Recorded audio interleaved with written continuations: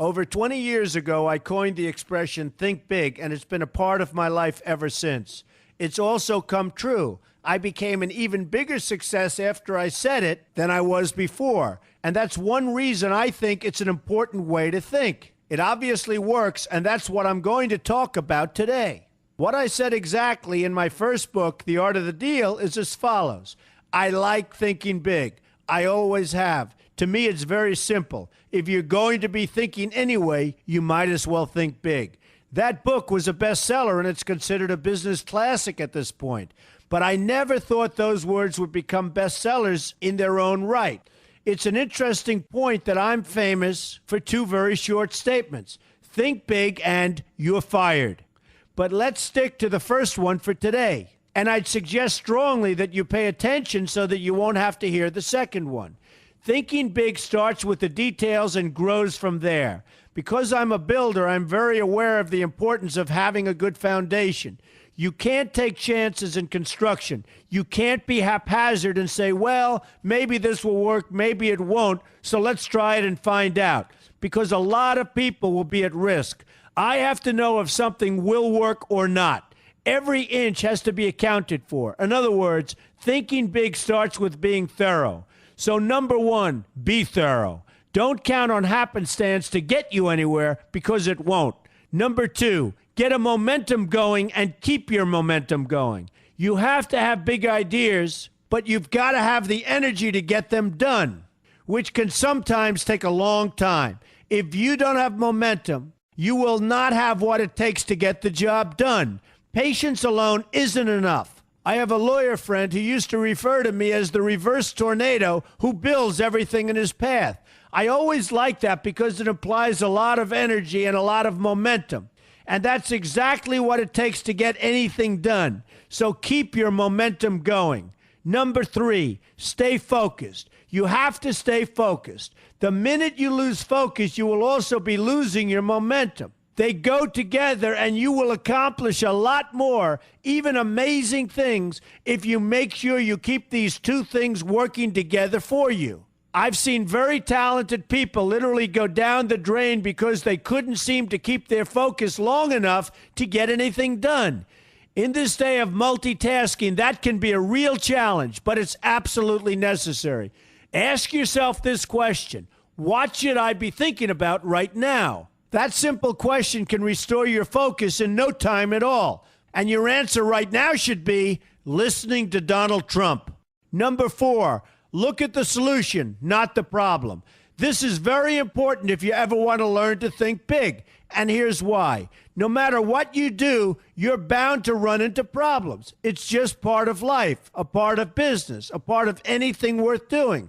If you let the problems get in your way, they'll become bigger than your idea was to begin with, and you will be a wipeout. No matter how bad things look, keep your focus on the solution, and you will be surprised how things can work out, and work out properly. One way I do this is to ask myself when confronting a possible problem, is this a blip or is this a catastrophe? A catastrophe is something like an earthquake, a tsunami, a war, and so forth, and a blip is everything else. Right away, you'll have the right perspective, and your equilibrium will be restored. So keep your focus on the solution. Number five, see opportunity for what it is, an opportunity. For example, why are you listening to me today? Curiosity? You like me? You don't like me? You want to learn? You have nothing else to do? You want to hear me tell you you're fired? I hope not, but whatever your reasons might be, they've brought you to a good place to get involved and to learn,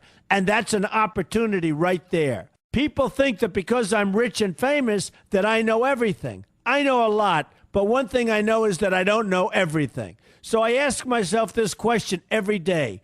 What can I learn today that I didn't know before? And you know what?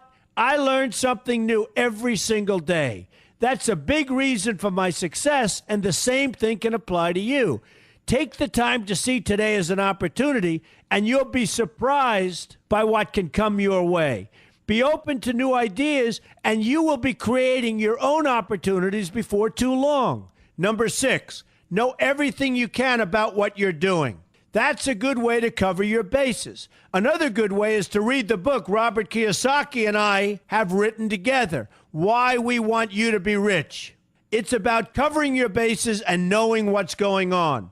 I remember when some guys came in to meet with me about a great idea they had for an atrium for a building on Wall Street. It was a beautiful idea except for one thing. None of them had thought about how the building would be supported around this fabulous atrium. They didn't take into account the steel columns that were necessary to support a 72-story building, a very big and embarrassing oversight that could have been avoided if they'd taken the time to think about what they were doing. Don't let that happen to you. Know what you're doing first. Number 7, be lucky. Remember the old saying, the harder I work, the luckier I get. Well, it happens to be true. It works for me, and I've encountered some pretty big successes. But this goes along with something that's absolutely necessary for great success. Be passionate. You have to love what you're doing if you want to be successful at it. My father told me that it's absolutely true. I might work 7 days a week, but it doesn't seem like work to me because I love what I'm doing. If you don't like what you're doing, find something else to do, or do it part-time until you can find something full-time. You will never be successful, happy, or healthy unless you're doing what you love to do. That's just the way it is. So give it some thought. In fact, give it a lot of thought. For example, if you're feeling frustrated, there are 2 ways to look at the situation. Frustration can mean that maybe you're expecting too much, or it can be an indication that you know you should be or could be doing more. Use frustration as a motivator. Use it to get where you want to go instead of staying where you don't want to be. But above all, be passionate. That's the fast track to success, no matter what your interests are. Number 8, see yourself as victorious. That can zap negativity immediately and put a positive spin on problems. I've gotten to the point where I see problems as challenges that I'll enjoy meeting and dealing with. My point here is that no matter what you do, you will encounter problems. Why not see them as challenges instead and know that you are more capable of dealing with them? That's positive thinking with a realistic slant. When I go into negotiations, I keep an open mind to what may happen. But I can tell you that there's already a done deal attitude on my part. I've already thought the process through to the extent that I know everything will be better off if they agree with what I've come up with because I've taken both sides into account. I enter the situation with a victorious attitude, and I've had enough victories to know that this attitude works. Use it. Number 9, be smart. Know that you have something unique to offer because you do use the tools that are provided for you and remain open to new ideas. That's being smart. That's also where innovation comes from. Being smart means you know how to use what you've got. That doesn't mean there's nothing left to learn, but it means that you will have the ability to learn and move forward with success. And success is very important. Success is what you want. Just be successful. Believe me, you'll be happier. I know people who have had very few real advantages in life, and yet they've managed to become giant successes. They figured out how to use what they had, not to dwell on what they didn't have. I'm convinced that everyone has something useful to offer, and if you apply yourself diligently, you'll find that you have what it takes to succeed, and you're going to be a lot happier for it. Number 10, above all, never give up. Never, never, never give up. The only time you will be a failure is if you quit trying. Only losers quit. The biggest losers in the world are quitters. Winners keep on going. So whatever you do, never give up. My father always used to harp, never give up, son. Never give up. Don't ever quit. I never want to see you give up or quit. Well, my father was a smart guy, and I listened to him. And remember, think big. A good way to start is to read our new book, Why We Want You to Be Rich. 2 men, 1 message. There's a lot of great advice in there for you, and I expect you to pay attention. You're going to do fantastically well. You're going to be a winner, and I'm going to see you in the winner's circle.